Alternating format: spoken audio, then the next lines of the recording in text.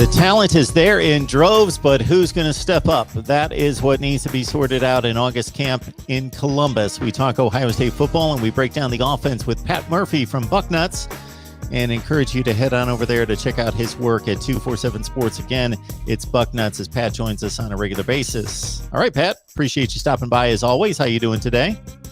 Good. Last time I was on here, we were talking more recruiting. Now we go back into kind of my wheelhouse, which is the team stuff. So hopefully I can revert my brain back to the guys that are already in the program as opposed to the guys they hope end up in the program.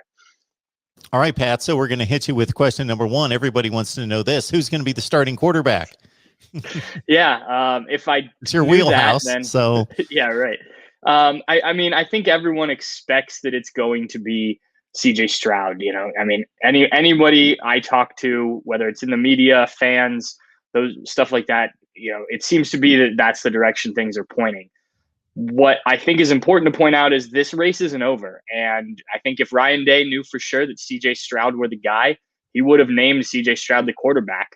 It would have made things a little bit easier going into the summer. He could have led all of the workouts and things like that. But Ohio State's recruited two other talented quarterbacks that, while maybe are a little bit behind after the spring from everything we've heard, are still certainly in the running. Jack Miller, who was in the same class as CJ Stroud, was a freshman last year. Neither guy played a ton, but both guys did get into games. Neither threw a pass, but both did have a rushing touchdown and did step in. CJ Stroud was the guy who came in for Justin Fields when he took that big shot against Clemson for the one play, which maybe gives you an indication of who was listed as the backup, even though there wasn't an official depth chart put out. And then Kyle McCord was a five-star prospect out of Pennsylvania. We'll talk about one of his high school teammates later, but they won a state championship last year in Pennsylvania at St. Joe's. A five-star kid who's actually higher rated than either Miller or Stroud. So, he's there. He had a good spring. Buckeye fans saw all three quarterbacks in the spring game, and we've kind of touched on their performances there in previous episodes. But, I think that regardless of who wins this job, and I do think it'll be CJ Stroud, but regardless of who wins this job, I think all three guys are capable of leading this offense, and it's a talented offense, as we'll touch on. But, all three guys, I think, showed that they can make the throws, they can make good decisions. There's going to be growing pains. Let's be clear about this. This isn't Justin Fields coming in a couple of years ago as a sophomore and, having had experience playing at Georgia. He played in an SEC championship game, albeit in a limited role, but, he got into some games and things like that. These quarterbacks don't have that experience under their belt. So there will be some growing pains. And with the way the schedule works, they don't have those early non-conference cupcake games that some quarterbacks, some teams in the past have had.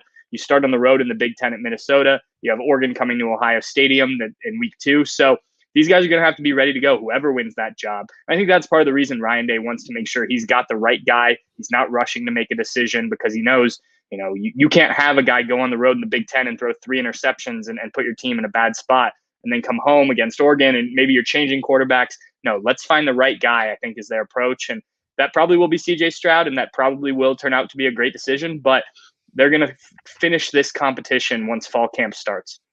And as Pat outlined, if you're a non-Ohio State fan that's just trying to get into the mix of this quarterback race, and if you're going to search for stats during garbage time, you're not going to find any. So this is the first time in 50 years at Ohio State that there is not a single pass that's been thrown by anybody on the roster. Nobody. I guess if they go to the single T, wing T, then CJ Stroud's got the edge from that 40-some yard touchdown run against Michigan State.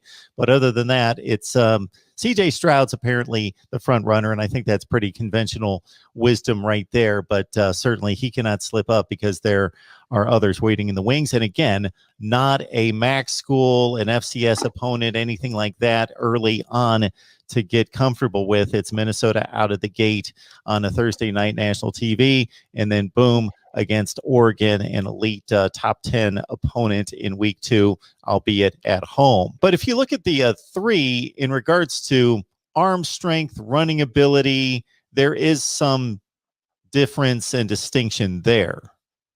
Yeah, certainly. And I think you saw that if you watched Ohio State's spring game. CJ Stroud was the quarterback that they allowed to kind of open up the playbook as much as any of the 3 did a lot of things that were reminiscent of what Justin Fields did. In fact, he ran a play that Ohio State ran a few times last year. The play that Chris Olave scored on right after Justin Fields got hurt, he came back in the game, was kind of a rollout to the right, throw a touchdown in the corner of the end zone. CJ Stroud ran that exact same play to Chris Olave in the spring game, and it looks like a carbon copy. He does a lot of things very similar. Kyle McCord may have the biggest arm of the three, maybe not quite as dual threat.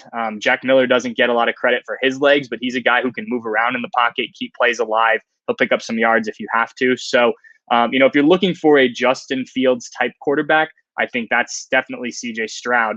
If you're looking for more of the Dwayne Haskins big arm, that might be a little bit more Kyle McCord, and then Jack Miller's kind of there in the middle. But as I said earlier, all three can do it. It's just you'd have to tailor the offense a little bit. Ryan Day's shown he could do that before, which is why I think they'd be comfortable with any of those three. You're just trying to find the best one at this point. Please like the video, share the videos out on social media, because if you enjoy the content, others will as well. So please share the videos. And we got Pat Murphy on the line to break down the Ohio State offense. You can join Pat and the rest of the crew there at Bucknuts 247 Sports, of course.